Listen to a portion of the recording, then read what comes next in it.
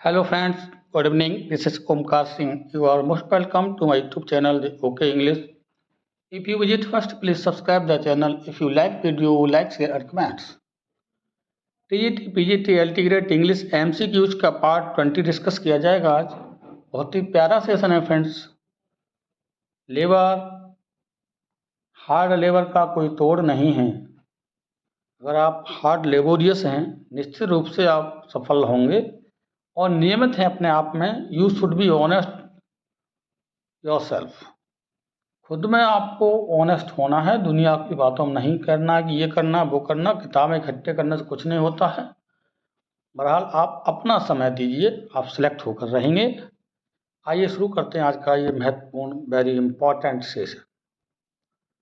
First question is here, how many novels and interludes are there in the Forsyte saga?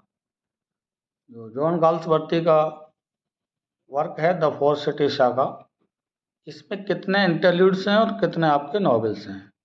2 novels, 3 interludes, 3 novels and 3 interludes, 3 novels and 2 interludes, 4 novels and 3 interludes। तो right option आपको find out करना है friends. इसमें 3 novels और 2 interludes हैं। Option C correct हो जाएगा, 3 novels and 2 interludes। Fourth saga किसका वर्क है? जॉन गाल्सवर्दी का, जो कि 1916 और 1921 के बीच में। इसमें 3 नॉवेल्स और 2 इंटरल्यूड्स ये पब्लिश किए गए थे और इसी के लिए इन्हें 1932 में नोबेल प्राइज से नवाजा गया था। किसके लिए? फॉरेस्टे सागा के लिए। Wedding ring symbolises commitment and matrimony money is an example of which literary terms? Symbolism है, एनेक्डोट है, इमेजरी है या प्लॉट है? तो फ्रेंड्स इसमें दी रहा है रिंग सिंबोलाइज, सिंबल वर्ड भी दे दिया तो सीधी सी बात है ये ऑप्शन करेक्ट हो जाएगा। सिंबोलिज्म इसमें लिटरेरी टर्म्स है। Gary grumpily gathered the garbage is an example of which figurative speech? Alliteration, anaphora, irony, and none of these। तो ये करेक्ट ऑप्शन है फ्रेंड्स इसका ए, एलिट्रेशन। एलिट्रेशन क्या होता है कि लेटर की जो है पुनरावृत्ति होती है। जैसे जी आ गया, फिर इसमें जी, इसमें जी, इसमें जी, मतलब प्रत्येक लेटर में, प्रत्येक वर्ड में किसी लेटर की पुनरावृत्ति होना एलिट्रेशन सिंबल है। आराम से इसे पहचान सकते हैं। Alliteration is a literary technique derived from Latin meaning letters of the alphabet. ठीक है, अल्फाबेट के लेटर से इसका संबंध होता है। And do whatever thou wilt swift footed time, this is a line from which Shakespeare sonnet. ये line Shakespeare की किस सोनेट से संबंधित है आपको बताना है। Sonnet 19, sonnet 20, sonnet 21, sonnet 22। तो फ्रेंड्स ये सोनेट 19 से संबंधित है, जो कि शेक्सपियर के द्वारा लिखी गई है। सोनेट नंबर 19 की ये लाइन है।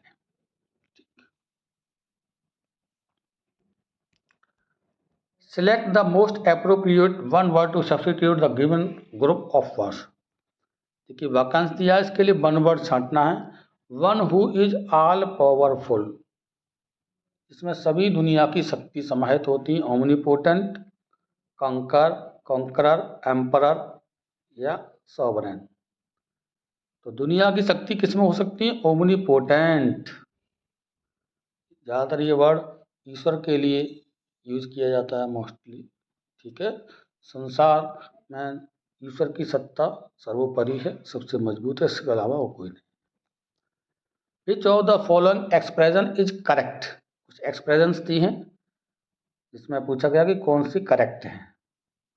ए में दिया है while there is life there is hope, while there is water there is hope, while there is will, there is hope, while there is wish, there is hope।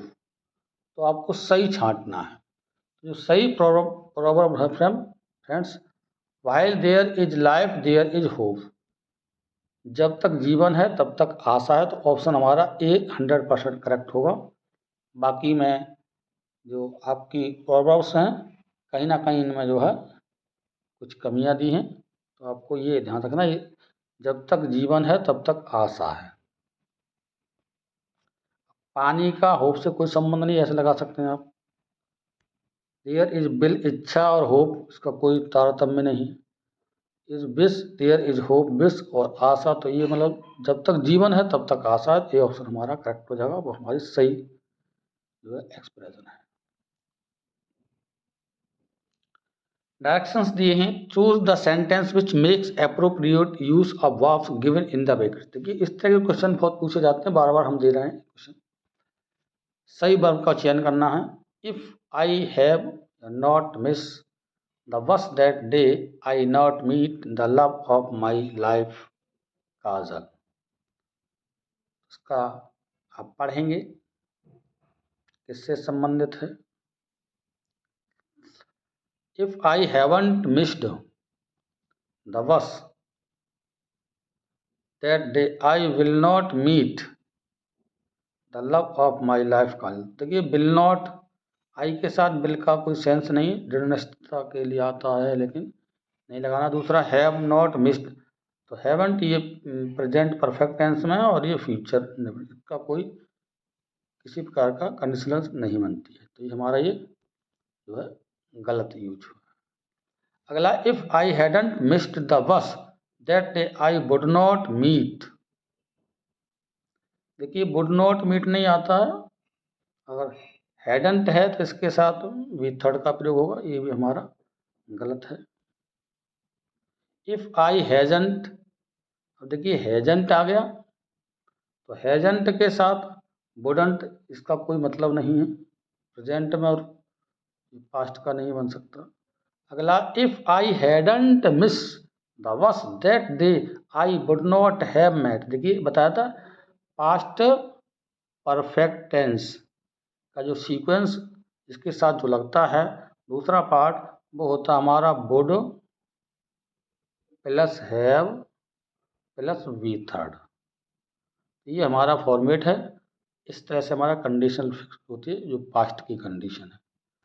Option हमारा D correct हो जाए। Okay, देखिए had दिया है, missed दिया है, perfect में पहुंच गया, और वुड नॉट और हैव और वर्ब की थर्ड फॉर्म दी है। इस तरह हमारा ऑप्शन डी करेक्ट हो जाएगा वर्ब की दृष्टि से।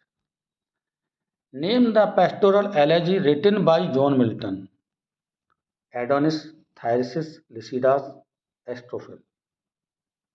तो फ्रेंड्स जो मिल्टन ने लिखी थी पेस्टोरल एलेजी, ये लिसिडास थी, जो कि 1637 में जो है लिखी गई है।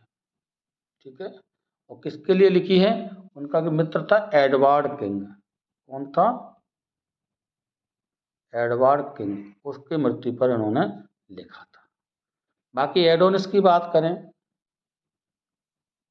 और आपकी जो है पीवी शैले की एडोनिस है, ये किसकी है, पीवी शैले की है। अब थायरसिस की बात करें तो थायरसिस आर्नोल्ड की है, लिसिडास आ गया। अब एस्ट्रोफिल की बात करें तो ये एडमंड स्पेंसर, एडमंड स्पेंसर। लेकिन हमें ऑप्शन सी करेक्ट मानना है क्योंकि मिल्टन की पूछी। Select the correctly spelled word. Spelling को विशेष ध्यान रखना है, 4 से 5 वर्ड आते हैं, ये ज़्यादा टफ नहीं है, लेकिन ये है कि आप रिवाइज करते रहें। हमने स्पेलिंग संबंधी 2-3 वीडियो डाले हैं, बहुत अच्छे हैं, उनमें से मिलेंगे आपके लिए, देख सकते हैं। Debenture, debenture, debenture, debenture, debenture, देखिए 4 दिए हैं, कौन सा करेक्ट है स्पेलिंग। अब मैं करेक्ट वाला बता रहा हूँ आपके लिए, ऑप्शन सी करेक्ट हो जाएगा फ्रेंड्स। DEVENTURE।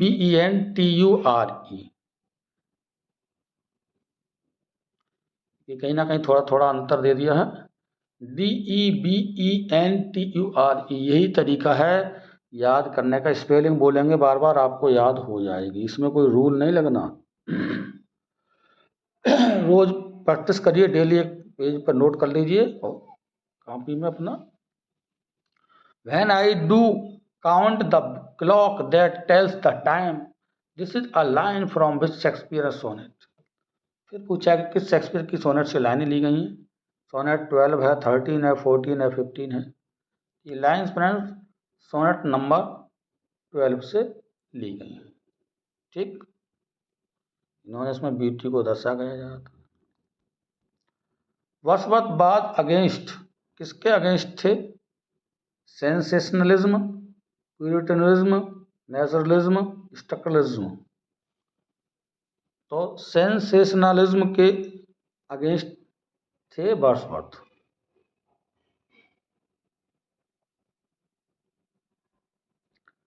ट्वेल्व है, choose the option which is closer in meaning to the word given in capital. Unwaveringly, unwaveringly ये दिया है, इसका क्लोजेस्ट मीनिंग दिखना है, इसका जो सही से सही अर्थ निकाले। Display efficiency in one's work in a manner और sorry way that could not be better in a way that is attractively energetic and enthusiastic with resolute determination। तो इसकी जो करेक्ट मीनिंग है ऑप्शन डी करेक्ट कर रहा है, with resolute determination. Which conflict has been shown in the silver spoon. Silver spoon किसका work आपको पता है, गाल्सवर्दी का है। इसमें किसके जो कॉन्फ्लिक्ट दिया गया है? Between husband wife, between American and French, between upper class and lower classes, between brother and sister. तो जो कॉन्फ्लिक्ट बिटवीन रहा है फ्रेंड्स, इसका जो करेक्ट आंसर होगा between upper class and lower class, option C correct हो जाएगा ये वाला। इसमें लोअर क्लास और अपर क्लास के बीच में द्वंद्व की स्थिति दिखाई गई है, जो कि वास्तव में 1926 में ओरिजिनली रूप से पब्लिश किया गया था। क्या? The silver spoon. Love alters not with his brief and weeks. देखिए क्या चीज़ आएगी इसमें, आर्स आएगा, मिनट आएगी, गोन आएगा, टाइम्स आएगा। तो इसमें आर्स आएगा। देखिए आवर्स पढ़ेंगे इसे हावर्स नहीं, आवर्स नहीं।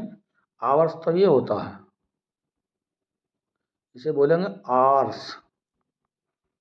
कौन सा? ये वाला जो घंटे वाला होता तो आवर्स शब्द पढ़ते हैं इसे। ठीक, इसमें आवर्स आएगा।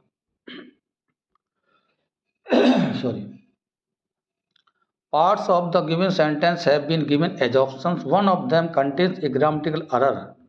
तो उसमें ग्रामेटिकल एरर देखना है, नहीं है तो आपका चौथा ऑप्शन हो जाएगा। The teaching profession is very famous among most of women.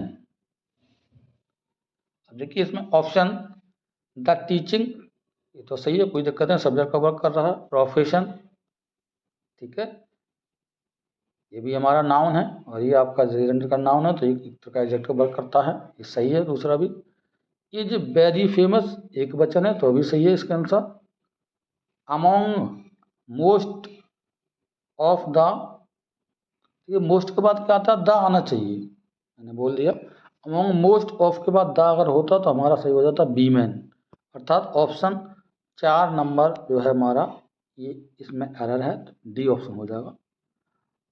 Among most of women का मतलब among most of the women, ये करेक्ट हो जाना चाहिए। आज के लिए इतना ही। वीडियो कैसा लगा कमेंट बॉक्स में लिखेंगे। Thanks for watching this video, take care.